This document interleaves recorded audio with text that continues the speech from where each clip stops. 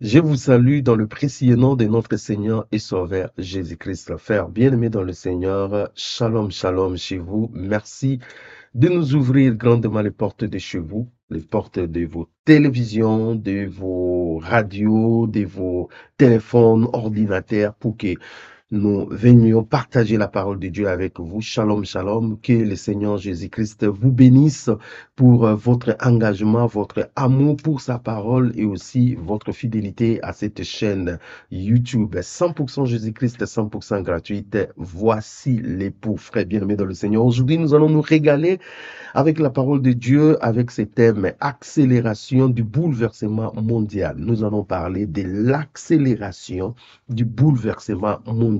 Frère bien-aimé dans le Seigneur, vous allumez vos télévisions, vous écoutez à gauche et à droite les choses qui se passent dans notre monde. Notre monde est bouleversé, notre monde va vers les chaos, notre monde est agité. Eh bien, nous allons continuer à décrypter la parole de Dieu, bien-aimé dans le Seigneur, pour comprendre les choses. La parole de Dieu nous dit que la parole prophétique est comme une lampe qui doit briller dans un lieu ténébreux. Cela veut dire, si vous avez la parole de Dieu avec vous, si vous avez la lampe, la lumière, si vous avez la parole prophétique, eh bien, vous avez avec vous, c'est comme si vous avez la lampe où vous pouvez voir malgré les ténèbres. Le monde ne comprend pas. Le monde est dans les ténèbres, mais nous, les enfants de Dieu, nous comprenons des choses parce que nous avons avec nous la parole prophétique. Et notre compréhension des choses ne peut pas être la même avec le monde, parce que le monde ne comprend pas. En tant qu'enfants de Dieu, nous sommes privilégiés, nous sommes bien-aimés dans le Seigneur, bénis, parce que le Seigneur nous a donné la parole. Rien ne peut arriver dans ce monde si le Seigneur ne l'a pas annoncé. Donc, le Seigneur a annoncé tout ce qui arrive maintenant. Voilà pourquoi, bien-aimés, nous sommes confiants et nous croyons que notre Dieu est au trône. Il règne, il contrôle toutes choses et nous pouvons être sans crainte. Frère bien-aimés dans le Seigneur, je vous demande de partager massivement nos vidéos avec d'autres personnes pour que personne ne se prive de la grâce de Dieu. Et si vous n'êtes pas abonné, abonnez-vous. Comme ça, vous serez toujours à jour lorsque nous mettons de nouveaux enseignements parce que nous allons faire encore et encore des enseignements prophétiques, des enseignements eschatologiques eh bien, pour nous aider, nous tous, à comprendre les Écritures et surtout à ne pas rougir pendant ces temps d'agitation que le monde est en train de traverser. J'aimerais vous inviter à la prière. Nous allons prier, frères bien-aimés, et après nous allons aborder notre thème d'aujourd'hui qui est tout simplement l'accélération du bouleversement mondial. Merci Seigneur pour ces instants. Nous te bénissons, nous te laissons la commande de ces moments que nous sommes en train de parler de ta prophétie, de tes prophéties, Seigneur. Nous voulons à ce que tu nous ouvres les oreilles, que tu nous ouvres l'intelligence, que tu nous ouvres les yeux. Illumine les yeux de nos cœurs, afin que nous puissions saisir ta parole. Bénis ces instants, Seigneur. Laisse que tu nous donnes la compréhension. Laisse que tout un chacun, là où il va suivre cette parole, puisse comprendre et recevoir cette parole de bon cœur. Je chasse loin de nous tout esprit de distraction, de confusion, tout esprit qui ne te glorifie pas, tout esprit qui s'oppose à ta parole. Au nom puissant de Jésus, je proclame la vie, je proclame la victoire, je proclame ces temps bénis au nom puissant de Jésus. Que de bout en bout, que tu prennes le contrôle, que tu nous inspires, que tu nous conduis au nom puissant de Jésus-Christ, notre Seigneur et Sauveur. Nous avons ainsi prié. Amen. Frère bien-aimé dans le Seigneur, nous sommes en train de parler tout simplement de l'accélération du bouleversement mondial. Et laissez-moi vous dire que le bouleversement mondial a commencé depuis un temps. Et avec cet enseignement, je vais vous montrer au moins quelques repères. Donc, nous sommes déjà dans un temps de transition où l'ancien système est en train de s'écouler et s'effondrer et le nouveau système est en train de naître. Et laissez-moi vous dire que le nouveau système qui est en train de se naître, eh bien, c'est un système conçu dans le ténèbre qui sera piloté par le fils du diable et Satan en personne. Voilà pourquoi c'est sérieux lorsque nous sommes en train de parler ces choses. C'est sérieux, frères bien-aimés dans le Seigneur. Vous ne devez pas voir des choses comme tout le monde. Vous devez voir des choses à la lumière de la parole de Dieu. Donc le bouleversement est en train de s'accélérer. Le bouleversement a déjà commencé. Je pourrais même dire avait déjà commencé. Et ce bouleversement continue. Et ce bouleversement atteint en fait la vitesse des croisières. Voilà pourquoi, frère bien-aimé dans le Seigneur, vous devez comprendre des choses. Premièrement, je vais vous parler du principe de succession du royaume. Ça va vous aider à comprendre pourquoi il y a des bouleversements aujourd'hui. Il y a des bouleversements parce que le royaume des hommes, ça monte, ça descend. Le système des hommes, ça monte et ça descend. Et à chaque fois qu'il y a un royaume qui monte et l'autre qui descend, il y a toujours un temps de bouleversement, il y a toujours un temps de transition. C'est exactement, frère bien-aimé dans le Seigneur, à ce temps où moi et vous, nous sommes. Donc, à un temps de transition, à un temps où le bouleversement est en train de s'opérer pour que l'ancien système puisse s'écrouler, s'effondrer et qu'un nouveau système, un système conçu dans les ténèbres, piloté par le fils du diable, puisse voir les jours. Alors, comment est-ce que ça s'est fait, la succession des empires? J'aimerais nous inviter dans la parole de Dieu, dans Daniel, le livre du prophète Daniel, au chapitre 7. Nous allons lire quelques versets, le verset 2 et le verset 3. Même une première partie du verset 4. Daniel chapitre 7 à partir du verset D. La Bible dit, Daniel commença et dit, je regardais pendant ma vision nocturne et voici les 4 vents de cieux firent irruption sur la grande mer. Et 4 grands animaux sortirent de la mer diffèrent l'un de l'autre. Le premier était semblable à un lion, ainsi de suite. Vous pouvez, frère bien-aimé dans le Seigneur, continuer la lecture. Ici, nous sommes dans le principe de succession des empires. Parce que vous ne pouvez pas comprendre ce qui se passe aujourd'hui si vous ne comprenez pas au préalable le principe de succession des empires. Les empires, ça monte, les empires, ça descend. Des systèmes des hommes, ça monte, des systèmes des hommes, ça descend. Dieu seul ne change pas, il est éternel. Et ici, Daniel dit, il y regardait et il a commencé à voir des éléments qui entrent en jeu, en action. Et ça provoquait quelque chose. Premièrement, il dit, pendant sa vision, il a vu le 4 vents des cieux firent irruption sur la grande mer. Il y a le vent, il y a la mer, et du coup, il dit, et 4 grands animaux sortis de la mer diffèrent l'un de l'autre. Donc, le vent qui va faire irruption, qui va agir sur la mer est agitée et la mer commence à remonter des animaux. Je ne sais pas si quelqu'un comprend. Je dis, il y a le vent qui fait irruption, qui influence la mer. La mer va être bouleversée, la mer va être agitée. Et dans cette agitation, les animaux vont commencer à se succéder. Donc voilà les 3, bien-aimés dans le Seigneur, les 3 actions qui entrent pour qu'il y ait la succession des empires. D'abord, il y a le vent.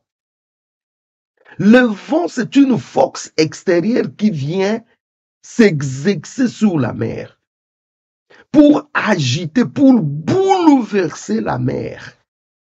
Donc, nous voyons, frère bien-aimé dans le Seigneur, que la mer ne peut pas s'agiter seule. Oh yes.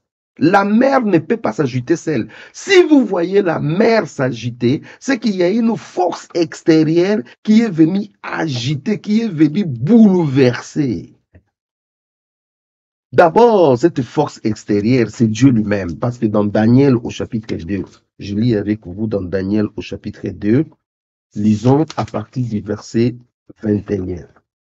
Daniel chapitre 2, je lis le verset 21. La Bible dit, c'est lui Dieu Je peux même commencer dans le verset 20. Daniel prit la parole et dit, béni soit le nom de Dieu d'éternité en éternité. À lui appartient la sagesse et la force. C'est lui qui change le temps et les circonstances, qui renverse et qui établit le roi, qui donne la sagesse aux sages et la science à ceux qui ont de l'intelligence. Il dit, Dieu exerce la puissance, l'influence. Pour faire quoi? Pour changer les temps et les circonstances. Donc, lorsqu'un empire s'établit, Dieu est capable d'exercer sa force pour que le temps de cet empire-là, les circonstances puissent se renverser. Parce qu'il dit, il établit le roi et c'est lui qui les renverse. Vous voyez, frère bien-aimé?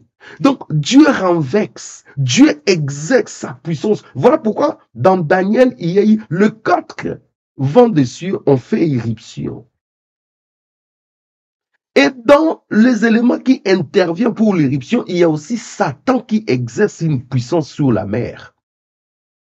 Mais seulement, Satan exerce une puissance croyant faire quelque chose de lui. En réalité, il a compris les desseins de Dieu. Je ne sais pas si vous comprenez.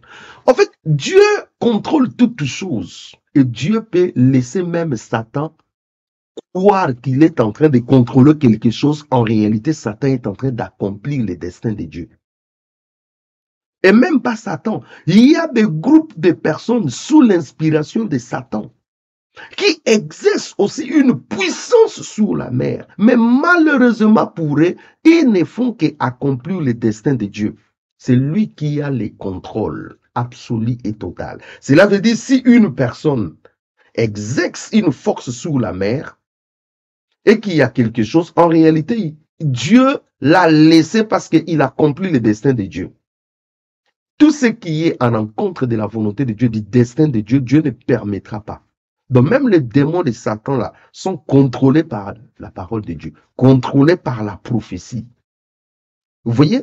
Donc pour que la mer soit agitée, il faut qu'il y ait une force extérieure. Ça peut être Dieu lui-même, ça peut être les diables, ça peut être les hommes, mais bien aimés dans leur façon de faire des choses, ils accomplissent le destin de Dieu.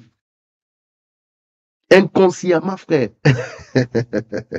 Que Dieu soit béni, frère bien-aimé dans le Seigneur. Voilà pourquoi aujourd'hui nous avons des gens qui travaillent avec les diables sans même comprendre qu'ils travaillent avec les diables. Donc ils sont aveuglés. Ici, deuxièmement, frère bien-aimé dans le Seigneur, nous voyons que le vent doit s'exercer sur la mer. Qu'est-ce que c'est la mer? Quand vous êtes dans Apocalypse au chapitre 17, je suis dans Apocalypse au chapitre 17, on nous explique c'est quoi la mer. Alors, l'homme de Dieu, Jean, dans Apocalypse au chapitre 17, le verset 15, il dit, et il me dit, les eaux que tu as vues sur lesquelles la prostituée est assise, ce sont des peuples, des foules, des nations et des langues.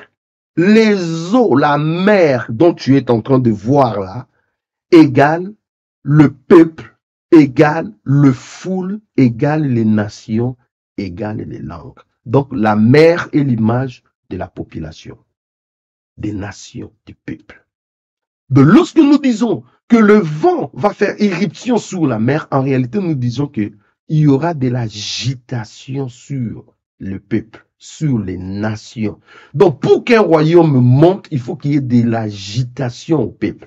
Pour qu'un royaume descende, il faut qu'il y ait de l'agitation, des bouleversements. Pour qu'un système naisse, il faut qu'il y ait des bouleversements au niveau des nations, au niveau des peuples. Pour qu'un système s'effondre, s'écroule, il faut qu'il y ait des bouleversements au niveau du peuple. Vous voyez, frère, je suis dans Ésaïe. Parce que la mer, ce n'est pas seulement l'image. Je dis, ce n'est pas seulement l'image du peuple. La mer peut être aussi l'image des agitations. Je suis dans Ésaïe au chapitre 57, le verset 20. La Bible dit, mais les méchants sont comme la mer agitée qui ne peut se calmer et dont les eaux soulèvent la vase et les limons. Les méchants sont comme la mer agitée. Oh, nous savons que Satan, c'est un méchant. Le démon, ce sont des méchants. Les gens qui travaillent avec eux dans notre monde, ce sont des méchants. Donc, en réalité, c'est comme l'image de la mer agitée. Vous voyez pourquoi je dis que la mer, c'est l'image des agitations. Vous voyez, quand les satanistes s'introduisent dans des nations, travaillent avec les gens, eh bien, ce sont des méchants qui ne pourront que bouleverser, qui ne pourront que agiter. Vous voyez? Ils sont l'image d'une mer qui ne peut se calmer. L'agitation, frère bien-aimé dans le Seigneur. Donc, quand on parle de la mer, vous voyez le peuple, vous voyez les nations, vous voyez des foules, mais vous voyez aussi l'agitation qui y va avec. Je suis encore dans Ésaïe. Lisons toujours dans Ésaïe au chapitre 17. Ésaïe chapitre 17, là aussi, on nous parle de quelque chose. Je lis Ésaïe 17, le verset 12. La Bible dit, « Oh, quelle rumeur des peuples nombreux! Ils mugissent comme mugit la mer. Quel tumulte des nations! » Oh, alléluia! La parole de Dieu ne peut s'expliquer qu'avec la parole de Dieu. N'allez pas chercher la parole de Dieu, l'explication avec d'autres choses. J'ai dit la parole de Dieu ne peut s'expliquer qu'avec la parole de Dieu. Ici, la parole de Dieu nous parle quelle rumeur de peuples nombreux, de foules. Quel tumulte des nations. Nous sommes revenus à l'explication de Apocalypse 17, 15. La Bible dit, ils mugissent comme mugit la mer. Vous voyez, frère bien-aimé dans le Seigneur, ils mugissent, ils grondent, ils sont dans l'agitation comme la mer. Dans la mer, c'est le peuple, la mer, c'est les nations, les langues, les foules. La mer, c'est l'agitation, la mer, c'est le bouleversement. Donc, lorsque une force s'exerce sur le peuple, un esprit s'exerce sur le peuple est en ébullition, le peuple est dans le bouleversement, les nations vont s'empoigner, les nations vont se détruire, les nations vont s'agiter. Et du coup, qu'est-ce qui se passe? La troisième chose, c'est les animaux qui vont commencer à sortir. Les animaux. Mais les animaux, là, c'est quoi? Dans Daniel, au chapitre 7, là où nous avons lu, on nous dit que ces animaux, Daniel chapitre 7, étaient semblables à un lion, à un ours, étaient semblables à un léopard et un autre animal qui était terrifiant. Et ces animaux ne sont rien d'autre que l'image du royaume de ces mondes. Vous voyez? Par exemple, le lion, l'animal qui est sorti en premier, le lion, n'est rien d'autre que le royaume babylonien, l'empire babylonien. Et laissez-moi dire aussi à quelqu'un, derrière un royaume, derrière un empire, il y a deux choses qui se cachent. Il y a le roi et il y a les systèmes. Donc, chaque royaume qui monte, chaque animal est l'image d'un royaume, d'un empire. Et derrière cet empire, il y a le roi et puis il y a les systèmes. Par exemple, le premier animal qui est sorti, le lion, c'est l'empire babylonien. Et qui était à la tête, parce que cet empire doit être guidé. Qui était à la tête? Eh bien, c'était Nabuchodonosor. Et puis, il y avait d'autres rois comme Béchestar, ainsi de suite. Quel est le système qui était là? Eh bien, le système qui était là, c'est que Nabuchodonosor avait un pouvoir absolu. Un pouvoir absolu. Tout était lui, tout c'était lui. Vous voyez, frère bien-aimé dans le Seigneur, derrière un royaume qui monte, il y a un roi et il y a un système. Le deuxième royaume qui est monté, c'est l'empire médo-perse, symbolisé par cet animal qui est montré, l'ours. Et il y avait des rois comme Darius, comme Sirius, ainsi de suite. Et bien aimé dans le Seigneur, cet empire, c'était un empire sanguinaire, frère bien aimé dans le Seigneur. Il y avait du sang, c'est pour cela dans l'ours qui est monté, cet animal-là, quand vous lisez, il avait 3 côtes dans sa gueule. Le sang, c'était un système qui aimait le sang. Mais à cause des bouleversements, à cause des agitations, eh bien, cet animal, lui aussi, va s'écrouler. Un autre animal va sortir en prêt. C'est les léopards qui symbolisent l'Empire grec.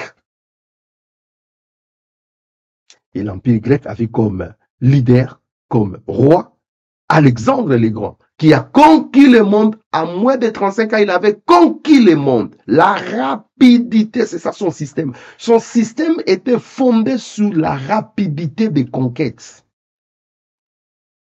Vous voyez, frère bien-aimé dans le Seigneur, c'est très important ce que je suis en train de dire. Très important.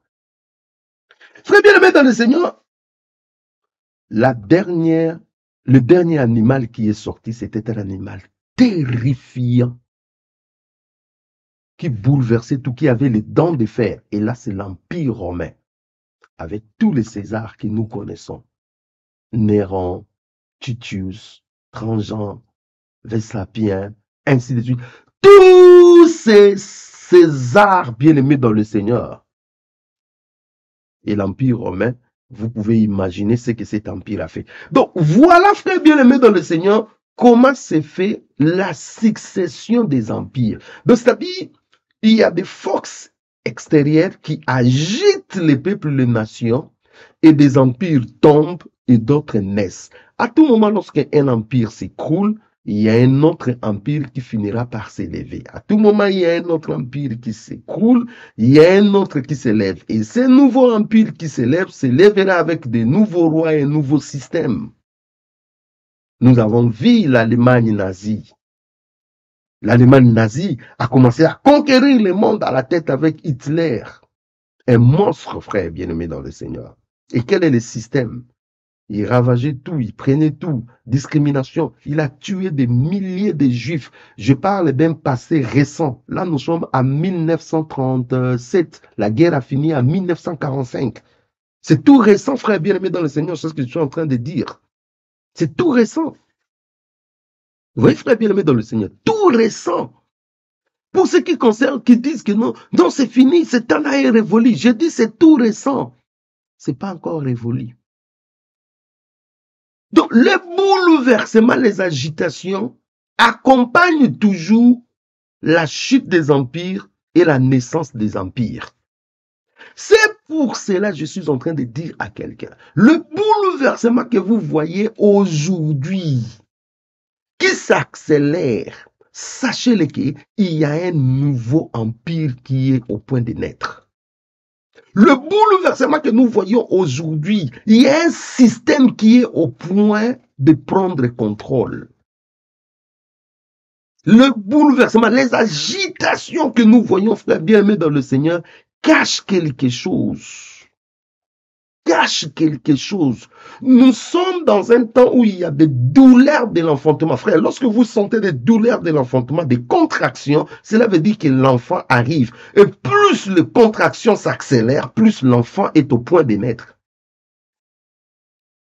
Donc, la femme n'enfante pas du coup. Il y a un temps prévu où les douleurs vont commencer. Et d'autres, ça peut prendre même une semaine. D'autres, ça peut prendre 3 jours. Ça va commencer à se multiplier, jusqu'à ce que l'enfant sorte. Et exactement ce qui se passe dans notre monde. En fait, l'ancien système, tout ce que nous connaissons, depuis un temps, ça a commencé à s'écrouler petit à petit. Mais là, bien aimé, nous assistons en fait à une vitesse incroyable, frère bien aimé dans le Seigneur. De ces bouleversements, de cette chute et la naissance de ce nouveau empire. Je suis avec vous dans Apocalypse au chapitre 13. Vous allez voir ce que je suis en train de dire. Dans Apocalypse au chapitre 13, c'est exactement ce qui se passe dans Daniel au chapitre 7. Apocalypse 13, à partir du verset 1, la Bible dit: Puis je vis monter de la mer une bête qui avait 10 cornes et 7 têtes, et sur ses cornes 10 diadèmes, et sur ses têtes des noms de blasphèmes. Le verset 2. La bête que je vis était semblable à un léopard. Ses pieds étaient comme ceux d'un ours et sa gueule comme une gueule de lion. Le dragon lui donna sa puissance et son trône et une grande autorité. Bien aimé, Jean, il dit, Il voit monter de la mer. Je vous ai expliqué, la mer, c'est le peuple. La mer, c'est les nations. La mer, c'est des foules en ébullition, dans un état d'agitation.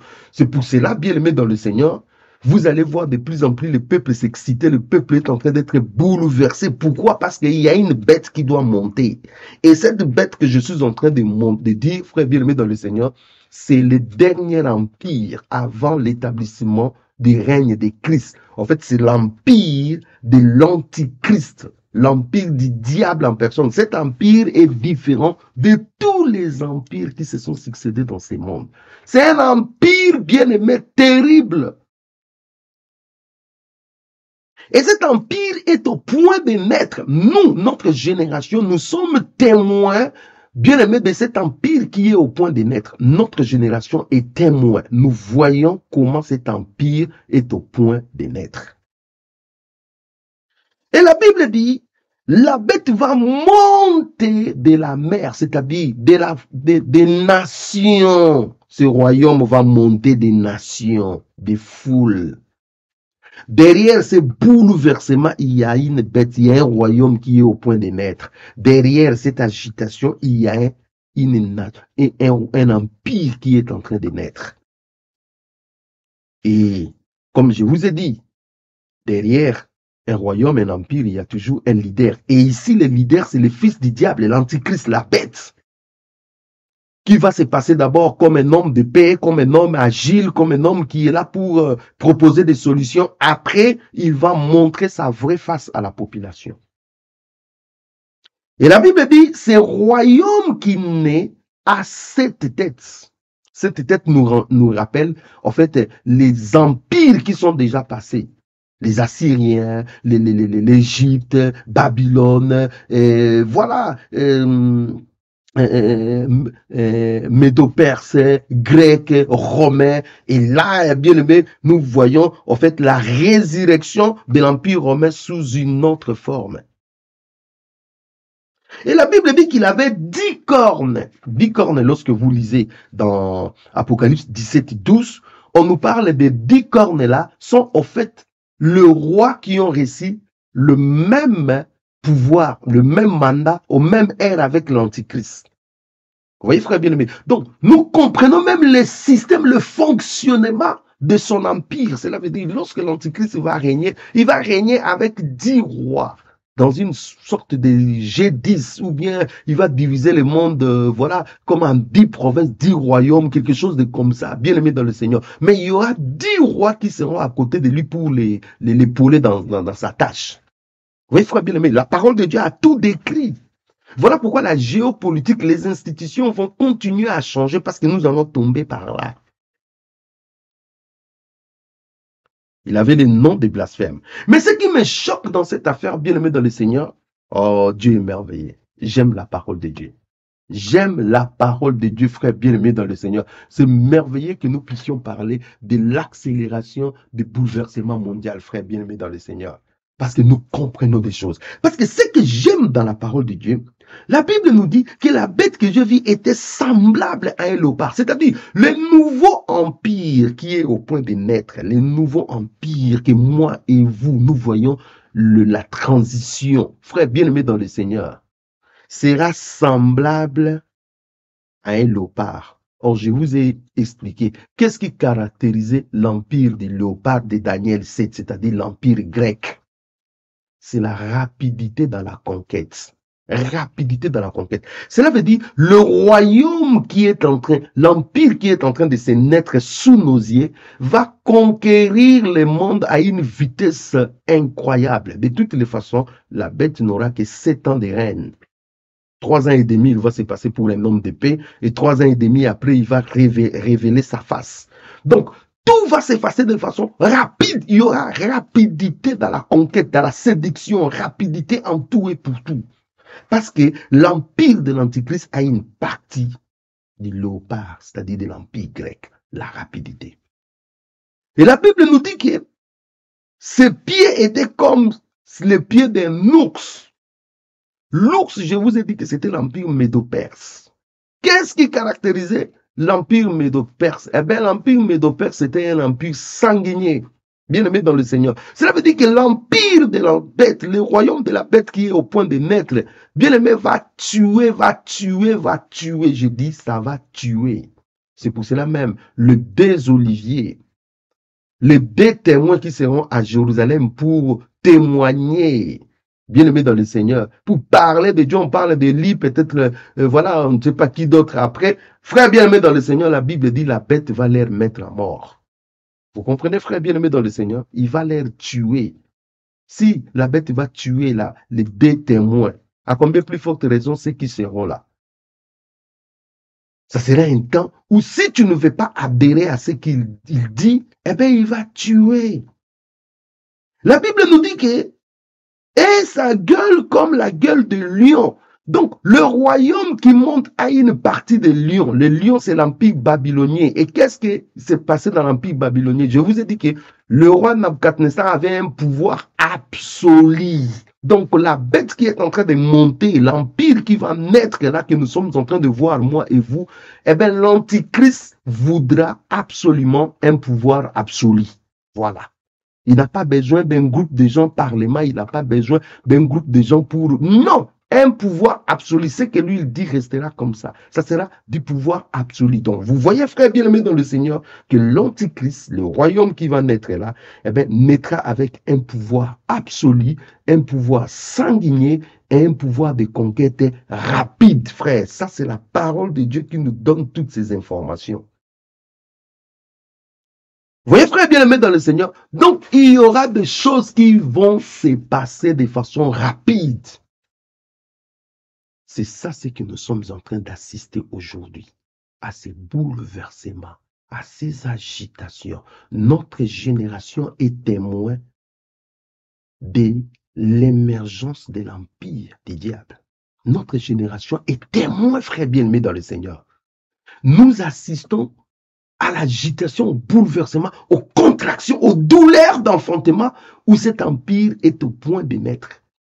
C'est pour cela, en tant qu'enfant de Dieu, nous devons comprendre, nous devons sonner la trompette pour avertir le monde que attention, attention, il se passe des choses. Et laissez-moi dire, frère bien-aimé dans le Seigneur, le bouleversement provoque des chocs et des antichocs. Je parle des chocs et des anticorps, des antichocs. Cela veut dire il faut choquer et il faut faire un anti-choc. C'est-à-dire pour amortir le choc qui est pesé. C'est pour cela, frère bien-aimé dans le Seigneur, vous voyez que lorsqu'il y a quelque chose qui s'effondre, il y a quelque chose qui naît. Lorsqu'il y a quelque chose qui s'écoule, il y a une solution qui est proposée. Donc, on a un choc, on a un petit choc. Le choc, c'est tout ce qui amène la destruction, l'écoulement de l'ancien système. Ça choque, frère. Les gens vont dire, ce n'est pas possible, c'est pas... Oui, ça choque. Et lorsque ça choque comme ça, on vous propose maintenant des anti-chocs. Pour qu'on n'arrive plus dans ça, voilà ce qu'il faut. Mais ce qu'il faut là, en réalité, c'est le nouveau système, c'est le fondement du nouveau système qu'on est en train de poser. Des chocs et des anti-chocs. Les anti-chocs, ce sont des stratégies, ce sont des lois, ce sont tout ce qui émerge pour faire asseoir les nouveaux systèmes, pour bâtir les nouveaux systèmes. Et c'est ce qui est proposé en alternance à ce qui choque. Je ne sais pas si quelqu'un est en train de comprendre très bien, mais dans le Seigneur, c'est terrible ce qui est en train de se faire. Et moi et vous, nous voyons le bouleversement. Eh bien, nous voyons le bouleversement parce que Apocalypse 13 est entré en action. Il y a une bête qui a commencé à gronder. Voilà, la bête monte, frère bien-aimé, dans le Seigneur. Et le monde est dans l'agitation. Je suis en train de dire que le passage d'un royaume à un autre, le bouleversement peut prendre un temps. Et l'Antichrist, le leader mondial, prendra les pouvoirs lorsqu'il sentira que son système est totalement mis en place, parce que lui n'a que 7 ans. C'est-à-dire, en ce moment-là, il sait que son système est mis en place, il peut l'utiliser, et là maintenant, il y aura la manifestation. Bien sûr, le Seigneur permettra. Ce n'est pas de son propre chef. voyez, frère bien-aimé dans le Seigneur. Donc là, nous voyons les systèmes depuis un certain temps, on les construit, on les construit, on les construit. Et quand tout sera en ordre, frère bien-aimé dans le Seigneur, ça va chauffer. Nous sommes déjà dans le fonctionnement du nouveau système. Ça, je suis en train de dire à quelqu'un. Le monde est en train de commencer à fonctionner petit à petit dans le nouveau système. Alors, il y a 4 grands chocs que le monde a connus. À ma connaissance, il y a 4 grands chocs, bien aimé, qui a bouleversé, qui fait écouler l'ancien système et qui a permis à ce qu'il y ait de nouvelles stratégies, de nouvelles lois pour imposer le nouveau système. Le premier choc, c'est les attentats du 11 septembre. Les attentats du 11 septembre à Manhattan, à New York. Les 2 tours jumelles, le World Trade Center, se sont écroulés. Frère, c'était un choc incroyable. Comment 2 tours jumelles peuvent s'effondrer? Le monde entier était bouleversé. Voilà les chocs, frère bien-aimé dans le Seigneur. Je disais que sans des chocs, l'ancien système ne peut pas s'écrouler. Or, en ces temps-là, nous, on jouissait de notre liberté absolue, liberté privée, liberté totale. Mais lorsqu'il y a eu ces chocs, nos libertés se sont écroulées avec l'ancien système. Et du coup, il y a l'anti-choc, c'est-à-dire des nouvelles lois qui viennent. Pour qu'on ne vive plus ces chocs-là, voici ce que nous vous proposons. Et là, maintenant, c'est quoi? Traçage de la population, surveillance téléphonique, surveillance électronique, surveillance financière. Vous n'avez plus, on a maintenant accès à vos données privées, accès à des données privées, des perquisitions, des arrestations, des emprisonnements au nom de la loi, au nom de la lutte contre le terrorisme. L'anti-choc, c'est la solution alternative proposée au choc. Et cet anti-choc, en réalité, amène un nouveau système de contrôle. Le nouveau système de contrôle, en réalité, c'est là où le diable va poser la base de son royaume. Parce que le royaume de Satan, frère bien-aimé dans le Seigneur, va s'asseoir sous la nouvelle technologie, sous la science, sous la technologie des pointes, sous les contrôles absolus. Je vous ai dit qu'il y a la partie Babylone, contrôle, pouvoir absolu. Pouvoir absolu appelle contrôle absolu. Ah, yes. Voyez, frère bien-aimé dans le Seigneur. Donc, les libertés se sont écroulées avec l'ancien système. Et là, maintenant, c'est les contrôles. Et ces contrôles, c'était d'abord des contrôles personnels, particuliers, ciblés d'un groupe de gens. Frère, ça évolue très vite, ce que je suis en train de vous dire. Les chocs et les anti-chocs. Tout ça, c'est pour bouleverser, écrouler l'ancien système et faire naître les nouveaux systèmes. Moi et vous, nous sommes témoins. En fait, si Pierre, Jean, Jacques, ils étaient témoins de la naissance de l'Église, moi et vous, nous sommes témoins de la fin des temps. Nous voyons comment est-ce que le Fils du diable arrive. Et nous voyons au même moment comment est-ce que l'Église est au point de partir, le départ de l'Église. Alléluia. Le départ de l'Église est imminent. Le deuxième choc pour écouler le système et permettre un nouveau système, c'était 2007-2008, la crise financière. La crise, il y a eu récession, il y a eu des choses qui les économies se sont emballées, se sont écroulées. Il fallait trouver de nouvelles solutions. Et le 2 avril 2009, au sommet de Londres, les autorités pouvaient se féliciter du nouvel ordre mondial économique qui venait de naître, les jalons du nouvel ordre économique. Cela veut dire l'économie mondiale avait maintenant un nouveau modèle. C'est là où nous avons toutes les lois qui sont votées aujourd'hui pour sécuriser l'économie. La loi des lois, ceci, c'est là, les lois financières, ainsi de suite. Bien aimé. Voilà. Donc, en fait, on a écoulé l'ancien système et l'anti-choc, c'est quoi? Proposer des solutions pour ne plus vivre la crise économique de 2007-2008. On propose des solutions, mais des solutions proposées ont un seul objectif, les contrôles absolus de tout ce qui est économie, de tout ce qui est mouvement, transactions financières dans le monde. Eh bien, contrôle absolu. Plus rien ne peut échapper. Vous ne voulez pas être dans le système, ce n'est plus possible. Le troisième choc, bien aimé dans le Seigneur, 2019, la crise de Covid, crise sanitaire. Eh bien, bien aimé dans le Seigneur, la crise sanitaire, avec pour objectif, créer la peur, agiter la masse, frère bien aimé dans le Seigneur.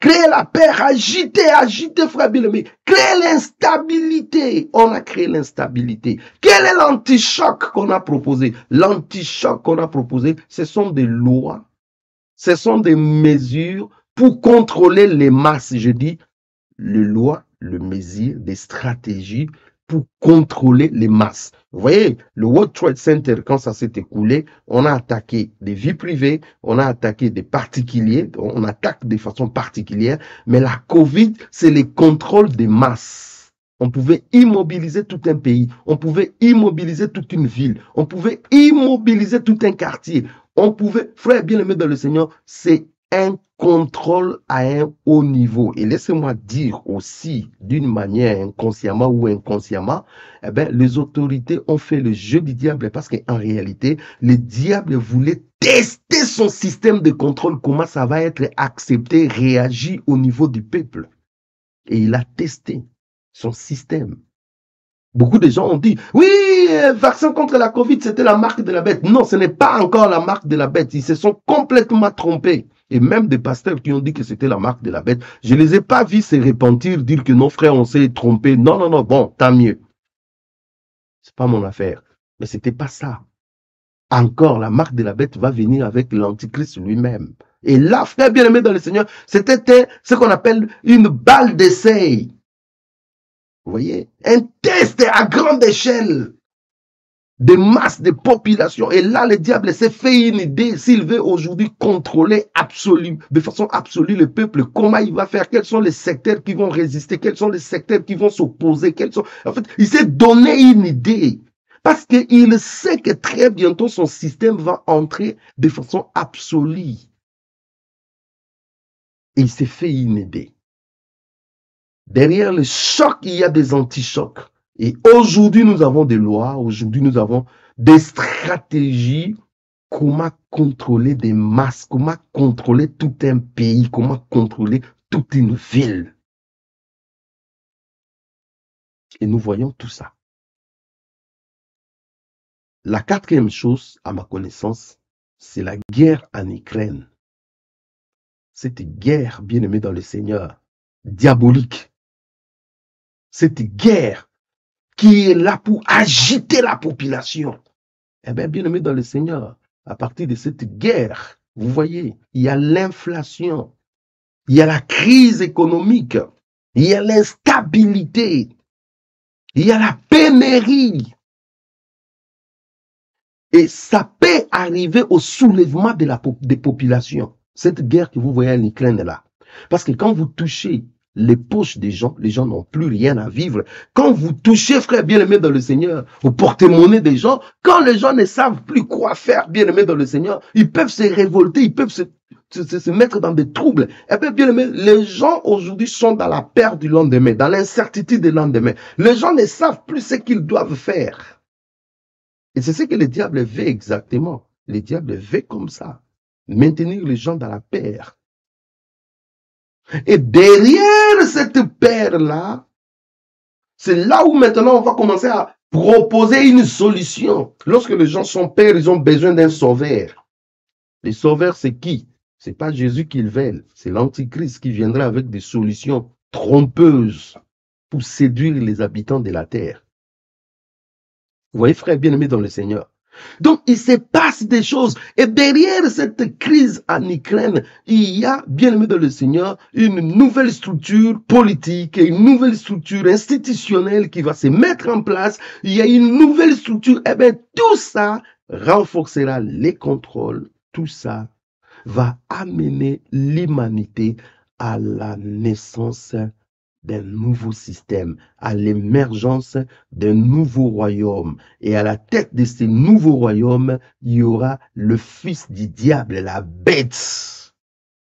Et laissez-moi dire que ce que la bête rêve, c'est parce que là nous avons lu dans Apocalypse, on dit que Satan lui a donné tout, son pouvoir, son autorité, tout, il lui a donné son trône. En gros, la bête sera possédée par Satan. Satan sera lui-même en personne derrière cet antichrist, derrière son fils là, frère bien-aimé dans le Seigneur. Voilà pourquoi Satan va réclamer l'adoration, parce qu'il a toujours eu besoin de l'adoration. Comme les gens bien-aimés dans le Seigneur ne comprennent pas, ils veulent la facilité, eh bien le diable va réclamer l'adoration à tout le monde de façon obligatoire. Et beaucoup de gens ne sauront pas lui refuser parce qu'ils ont besoin de vivre. Ils n'ont pas besoin de laisser leur vie, bien aimés dans le Seigneur. Ils voudront garder leur vie. Et si tu veux garder ta vie, bien aimé dans le Seigneur, eh bien, tu finiras par adorer le diable. On a besoin d'être aujourd'hui prêt pour échapper à ces temps-là, l'enlèvement de l'Église, frère bien-aimé dans le Seigneur, la grâce qui nous est tendue la main par le Seigneur Jésus-Christ qui viendra chercher son Église. Frère, nous devons laver nos robes, nous devons nous préparer, vivre dans la sanctification, dans la crainte de Dieu, dans la prière. Nous devons servir le Seigneur, être prêts, parce que très bientôt, la trompette va sonner, les vrais enfants de Dieu vont partir, les faux enfants de Dieu vont rester. C'est eux qui vont faire face à l'Antichrist. C'est vrai que quelques personnes vont se ressaisir, ils seront sauvés. Mais à quel prix? À quel prix? Il n'y aura que des martyrs, frère, pendant ces temps-là. Des martyrs et des martyrs. Le système, bien aimé, rendra presque la vie impossible à toute personne qui veut vivre en dehors du système. Frère bien-aimé dans le Seigneur, nous sommes témoins. Voilà pourquoi nous nous lèvons comme des voix prophétiques, frère bien-aimé dans le Seigneur, pour sonner la trompette, pour avertir, pour dire, frère, attention, ne suivez pas des choses comme les mondains. N'ouvrez pas votre télévision, comprenez des choses comme tout le monde. Comprenez des choses à la lumière de la parole de Dieu. Parce qu'il se passe des choses. Le monde est bouleversé et l'accélération de ces bouleversements s'accentue. Pourquoi? Parce qu'un royaume est au point de naître. Parce que l'Antichrist est au point de venir au devant de la scène. Il y a même des gens qui ne comprennent pas qu'ils utilisent déjà, ils sont utilisés. Le diable utilise les politiciens, il utilise des chefs des nations. Le diable utilise des scientifiques, le diable utilise des stars, le diable utilise des fonctionnaires, le diable il utilise ces gens. Il y a même des gens qui sont inconscients, bien aimés, ils sont en train de bâtir en fait l'empire de l'Antichrist. Que Dieu nous aide, frères bien-aimés dans le Seigneur. Que le Seigneur nous aide à comprendre le temps où nous sommes aujourd'hui. Et je sais que le Seigneur vous a réveillé. Je sais que le Seigneur vous a dit, attention, attention. Écoute la voix prophétique. Écoute le son de la trompette. Écoute les avertissements. Il revient bientôt. Merci Seigneur. Nous allons prier. Seigneur Dieu de gloire, merci pour ce temps que tu as permis que nous soyons en contact avec ta parole. Bénis ces instants. Merci parce que tu nous as fait du bien. Merci parce que tu as réveillé nos esprits. Merci pour la parole prophétique qui vient nous éclairer. Parce que c'est celle, ta parole, qui doit nous montrer la voie, qui doit nous montrer et nous faire comprendre les choses. Béni sois-tu pour cet enseignement. Laisse que nous puissions garder nos cœurs à toi. Nous puissions garder notre foi, ne pas tomber dans l'apostasie et dans la séduction. Merci parce que tu protèges mon frère, tu protèges ma sœur. Merci parce que tu nous gardes dans ton amour. Béni sois-tu pour tout. Que ton nom soit loué. Bénis mon frère. Guéris ceux qui ont des maladies. Pouvoir aux besoins de ceux qui en ont besoin. Soutiens ceux qui ont besoin du soutien. Et ceux qui sont en train de tâtonner, Seigneur, montre-les le chemin. Ramène ceux qui sont perdus, égarés, ramène-les dans ta voie pour la gloire de ton nom. Béni sois-tu pour tout ce que tu fais. Que ta paix soit notre partage. Donne-nous du courage à parler, à annoncer tes vertus pour la gloire de ton nom. Béni sois-tu au nom de Jésus-Christ, notre Seigneur, notre Sauveur. Amen. Frères bien-aimés dans le Seigneur, soyez grandement bénis. Je dis un grand merci à vous tous qui nous suivez, à vous tous qui partagez nos vidéos, à vous tous qui êtes abonnés à notre chaîne YouTube Voici l'époux. Merci. Et aussi à vous tous qui nous soutenez. Vous voyez, l'image a changé, vous voyez, le son a changé quand même. C'est parce qu'il y a un frère qui a pensé à nous, il nous a donné un ordinateur, des micros, plein d'autres choses, et nous pouvons travailler avec sérénité. Si le Seigneur vous met à cœur que vous puissiez nous soutenir, n'hésitez pas à le faire. Soyez grandement bénis, restez dans la paix du Seigneur, et si le Seigneur tarde à venir, nous reviendrons le dimanche prochain pour continuer avec l'enseignement. Toujours des enseignements prophétiques que nous allons aller tous ces mois de janvier. Soyez grandement bénis, nous vous aimons et la paix du Seigneur dans vos maisons. Amen.